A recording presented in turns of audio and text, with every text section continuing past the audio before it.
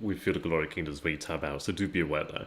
But yes, welcome. I did just make an introduction before realising that the stream hadn't actually started, so hello, here we are. It's great to be back. I don't often have the time these days to be doing these streams, but hey, I've got the time today, so I'm glad to be here. I do hope you're all doing well. We're going to be playing some Eastern Roman Empire here today. I hate saying the Byzantine Empire, but hey, what can you do? What can you do? But yes, hopefully everything's okay. I'm not seeing the stream starting on my side as of yet, but it should be. Should be. If somebody could actually just write in the chat, let me know, then that'd be great. Let me go ahead and put this onto all messages. So yes. Yeah, there we go. Now I can see the stream. Brilliant. There's always that moment of anxiety when you're beginning these things. So yes, we're going to be taking a look then at Field of Glory Kingdoms, I was going to say. We do have a grand campaign, which we're going to be going for. Now, honestly, I've not noticed like a major difference between like experienced and difficult, and below, etc. So I'm going to go with just difficult, just because I enjoy that sort of like suffering there. And the music has seemingly stopped, so let's go ahead and get that music going again. Whoops, wrong one. I have been practicing a little bit, just so we don't get our asses handed to us immediately. Right, there we are. Do let me know about the audio. We'll go ahead and get that going. Hey, don't think Alec, good to have you, my man. Indeed, it's been a while. So I'm going to go for the grand campaign here, 1054. So, 440 turns. Honestly, I've been doing some test games just to learn the game. Mainly started back yesterday or something about that. Wow, it's pretty tough as the Eastern Roman Empire.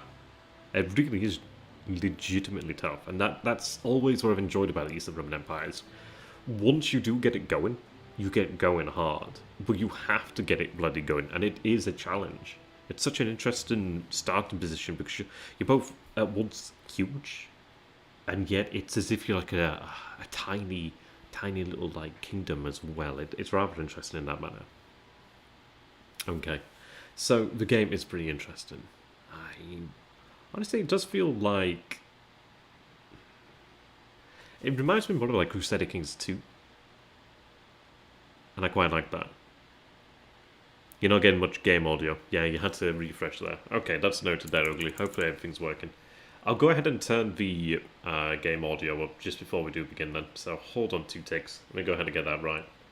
Honestly, it's such a hard thing to balance the audio levels these days because everything has its own, like, audio levels. Right. See, that could be too loud. So do let me know, and we'll keep adjusting things as we need to. Hopefully it should be okay though.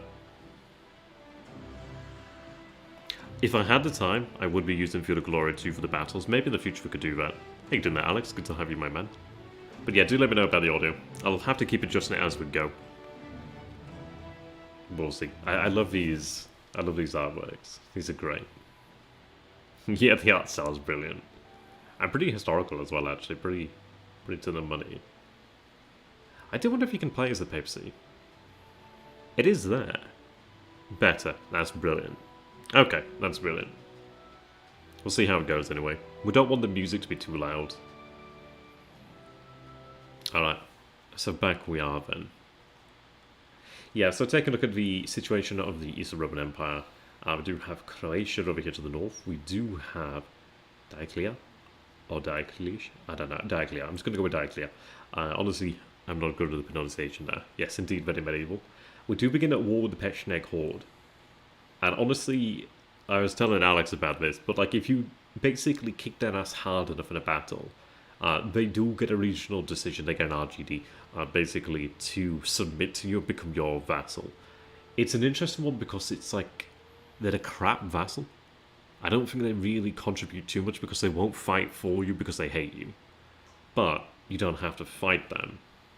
And that kind of like nullifies a threat to the north, but it can lead to issues with the Rus to the north over here, as the Rus are like, I like this land, I want to summon that. But yes, down here to the south, we do have the Fatimid dynasty, which is really, if we could take out the Fatimids and retake the Near East and Egypt, that'd be huge, that would be pretty huge. We do also have a Seljuks over here, and they're a difficult one for us, because if we're at war with the Seljuks, it actually causes us problems beyond just being at war with the Seljuks, so you do have to bear that in mind. We are friendly with the Georgians, and we're friendly with the petty kingdom of Anand. So that's kind of the situation there. We do have a bit of a toehold over here in Italy, Apulia, and it would be interesting to see what we could do about this, because they are Christian. Granted, they may not be Orthodox, but there might be some Orthodox in here. I'd love to retake Sicily if I could, though, because Sicily is such an interesting position to have out here. And then, yeah, there's a lot. It will be rather interesting to see what we can do. Frankly, it's going to be one of those situations where I kind of need this guy. I kind of need Constantine Monomachos to survive. And every time I've loaded this game up, I swear to God, it changes the stats. Let me go ahead and do that again. Because if I can get a little bit a higher admin stat, I would be really quite happy. Because it does make a huge difference. But we'll see, we'll see. Yes, this is a 10:54 start, or 10:50, something like that. And it's not even in the AM. Yeah, all the time in the world. Yeah, exactly, as Grim says. I know Richard York's been absolutely loving this game. He absolutely loves Field of Glory. And then you have something like this. 334. I don't know, I don't recall if I was different, but we'll go with it anyway. So we're going to go ahead and de-event. What year is it? 10:54. There we go. Okay, so I'm going to go ahead and get started. There's a lot of factions in the game. There's quite a lot of factions. It's really quite interesting like that. I really do feel like there's a lot here. Hey, didn't have Flame. Good to have you, my man. Flame Breaker or Breaker of the Flame? Same thing. It just sounds cool if you say it twice. And say it from reverse. Right, so the Byzantine Empire. Eastern Roman Empire for everybody else. So starting in the second half of the 10th century, the Eastern Roman Empire is enjoying a promising resurgence with the reconquest of Cilicia, Armenia, and parts of Syria, and the complete destruction of Bulgaria and occupation of the Balkans under Basil II. So factionalism at court, however, led to crushing defeat at Manzikert in 1071. So we've got a pivot date here to bear in mind, and Anatolia was gradually overrun by the Seljuk Turks. So we have the extension of the Emperor Alexos I Komnenos. So this is essentially leading up to what would eventually result in a crusade. So we're not interested in that. We're interested in a new alternative history. We're going to make it happen. So, let's see. Right, so we do have a little bit of a, kind of like a breakdown of how we can play this. So Marco. Oh, Marco. No Bavarians. Do let me know if the music's too loud. We'll have to keep adjusting that, but hey. Yeah, 334 is okay. I swear to God I've had a 5. But I don't know, maybe I'm being gaslit. Or maybe I'm gaslighting myself. So, with over 150 regions, one might think it would be easy for it to defeat any opponent effortlessly. But it's not the case. The initial difficulties are manifold. Firstly, the economy requires some attention to get finances back on track, as you start with substantial deficits. You can rely on a few governors who will give significant bonuses, but you will have to see if there are any buildings providing a little advantage for high maintenance costs that could be destroyed. The other problematic point is the authority within the empire, which is rather weak with a tendency to decline. Here too, governors will mechanically allow you to support a larger domain before losing authority, but be careful as the characters appointed in this way can betray you. See, this is the difficulty of the Byzantine Empire, the Eastern Roman Empire, is the fact that, yeah, as it says here, especially since the Eastern Roman Empire has an intrinsic and permanent penalty on the chances of coup d'etat by governors and generals. There are ways that we can reduce this, and it's going to be a difficult balancing out, because we'll have governors and generals, but the volume's good, that's good. But we need to keep loyalty above 75. If it goes below 75, then things become tricky. It gets worse beyond that point. But loyalty is difficult, and everybody is a pretender when they have an army behind them. So there is an advantage to having an army of over 100 strength in the capital with a general over 75 loyalty.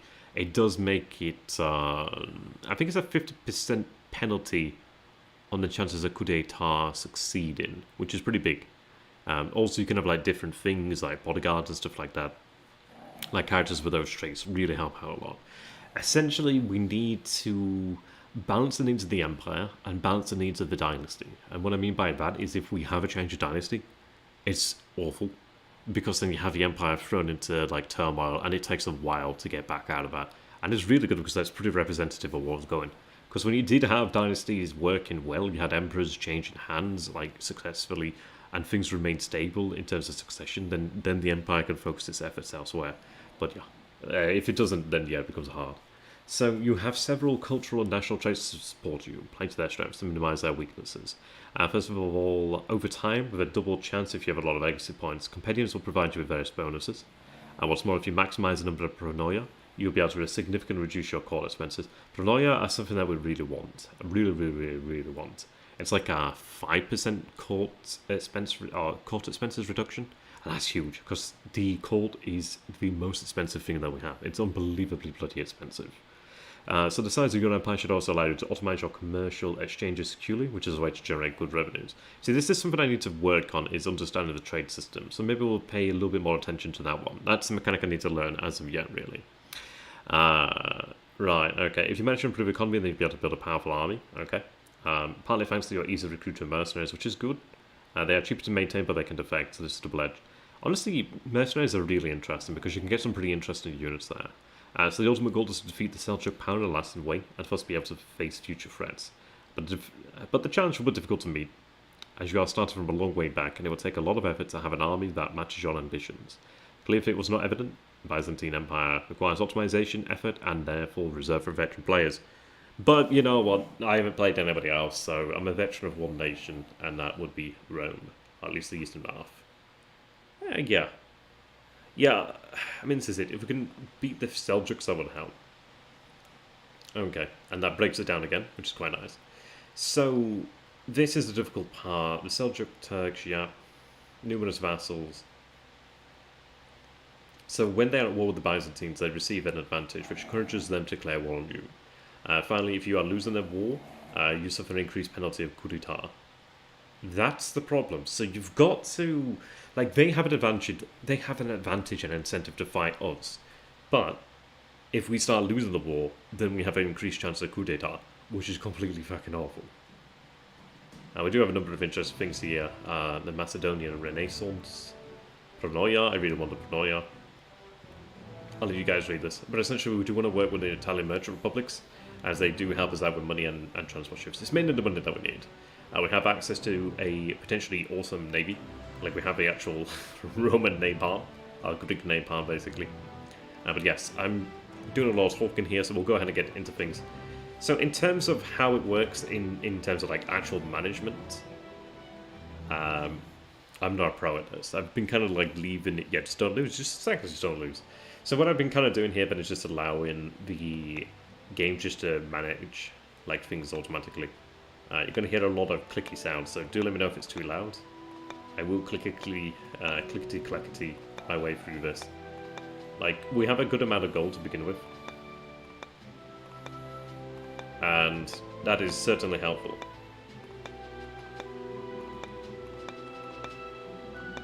There is maybe slightly too loud. Music is great though, I must say, but I'll go for slightly reduced, and that should be like round about the perfect point down. Right, yes.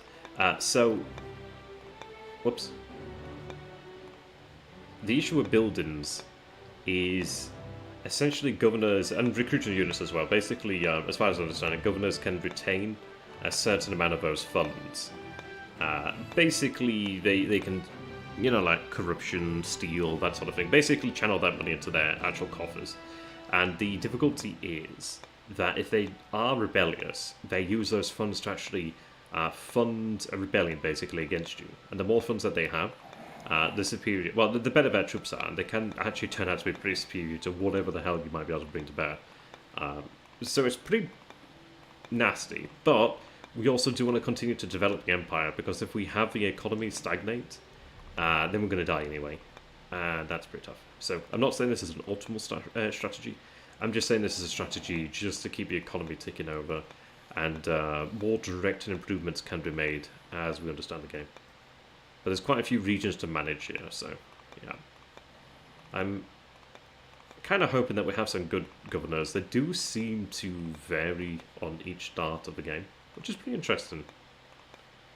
Right, we're probably not too far away. There's General Teddy in the background, by the way, so if you hear some snoring, that would be Teddy. Right, I think I've got everybody. Yeah, looks like we've got everybody here. Okay. Yeah, I think this is it, like, as Grim says there. We'd have to choose our engagements. So, for example, ideally defending in mountainous areas would be really good. Also, having an army that beats that composition, they're going to have a lot of like horse archers and cavalry, that sort of thing. Like over here in Antioch, we do have some interesting units. Like for example, we have the Byzantine flankers, which is basically can I click on it? No, I'm gonna have to go to recruitment to see them a little bit more closely. Let's go over here to unit queue. So yeah, the flankers over here then. So well equipped Byzantine light horse archers. These guys are really interesting, just due to the fact that they have that range attack, and obviously they're very mobile. They're pretty nasty. We also do have the Lancers over here, which are quite nice. We do have some interesting mix of units, nothing particularly spectacular. The Scotatoi, something like that, are very useful. The fact that you do have them, and it's like a mix of spearmen and archers. We do have a better version of them, which we'll be looking towards using there, really. So yeah, using the mountains would be very handy to fight. We also do have a lot of issues in terms of unrest, but we'll go with that as we go. We'll get on with it as we go. So let's take a look at what we have then. So, for example, we do have an army over here then. We do actually have some Varangian Guard over here, which is really handy. I do like them a lot. As you can see here, hits for effectiveness for combat power 24 on their own, heavy infantry, and it's a standing army unit. These guys are useful. We've got the Lancers over here and the flankers, we've got the light archers, and we've got some javelin men. So it's not the most prevalent infantry force ever, but it can be altered.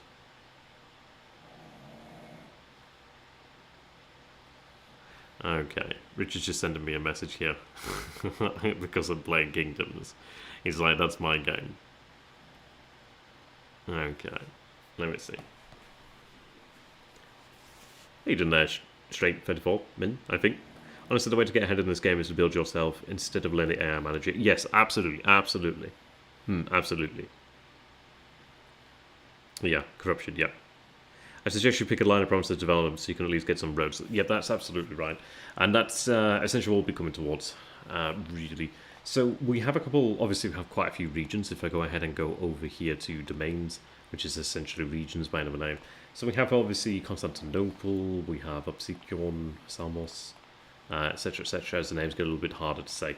Essentially what we want to be doing here then is addressing the issues of authority, which, or is it loyalty? No, I'm sure there's a authority one here. There we go, national local authority. So right now we've got good authority. This will change, by the way, in the next turn. But we've got good authority over here in Constantinople and Thracia. But even then, obviously, that falls off pretty quick. We have pretty abysmal authority out here. It doesn't really get much better. So having governors out here does help. Because it helps with your authority. It helps to ensure that they do remain part of the empire. So there is something that would it would be incentivized for us to have governors potentially governing these regions far off. Like Greece could be quite useful here. Because it's fairly wealthy and fairly safe and also useful to have under our control. Over here would probably need some governors as well due to the just shitty authority over here. Around this part of Anatolia and around this part of Greece, the Balkans, etc., like we can kind of manage because it's close to the capital. It does definitely help. So, but there's also a double edge because obviously if you have, if you don't have governors here, then obviously these are very prosperous regions. And they could be even more prosperous if they had governors. But it depends. Like, I'm not entirely certain of the mechanics and how it works out exactly, but it's something to bear in mind, so we'll see.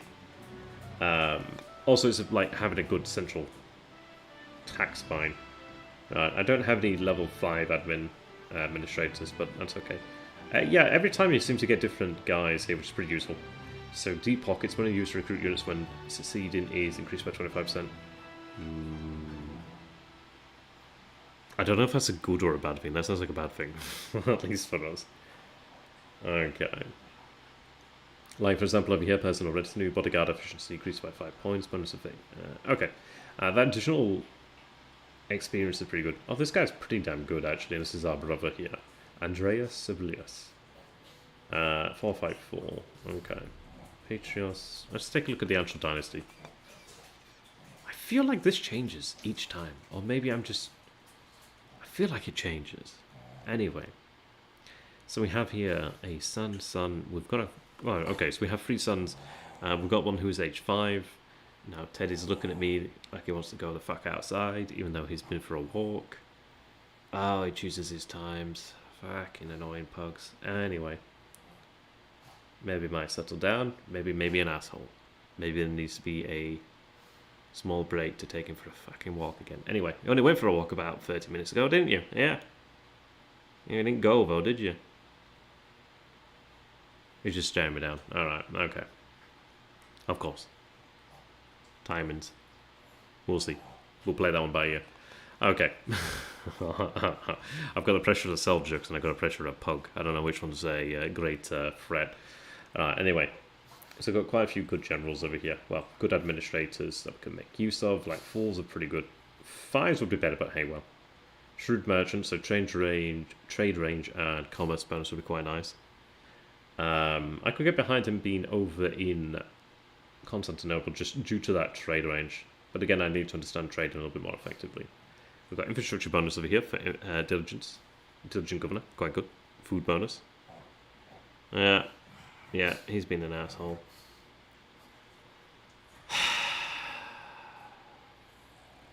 Why'd you choose now, Teddy? You literally you went out and it's fucking pissing me off. You had all that time. Sorry guys. Specifically started a stream after he'd been for a walk. But he hasn't done the business. Now he's been an asshole. Brilliant. Okay. Great start, Teddy. Thank you. Thank you very much. Sorry, I'm just shit talking a pug. Right, let's see then. Yeah, you'll hear him start like oofing in the background. Alright, so in terms of where we want to have our administrators then. You had your chance. You're going to have to wait a little bit. Alright, let's see. Yeah, as you can see, the administration improves local stewardship and max national demands. So, our maximum demands here is, I think, 154. So we actually are over 150. Sorry, 150, but we're over at 154 right now. We can have governors to help raise this. But we have to choose where they want to be then. So in terms of the regions, there are some ones that are naturally pretty good. Like over here, like Bulgaria. It's a pretty large region and could help out. I do prefer larger regions because obviously it's keeping a lot of this area under control here. But minus 50 and etc. is not so bad. Yeah, Wolfpack indeed. No scratching. I hate this dog sometimes. Right, alright, okay. I have a strong desire to murder this dog right now. Alright, I guess we're going to have to come back. So,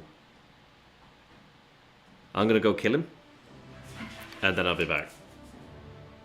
Not really, don't take that literal. But I'll be back shortly then.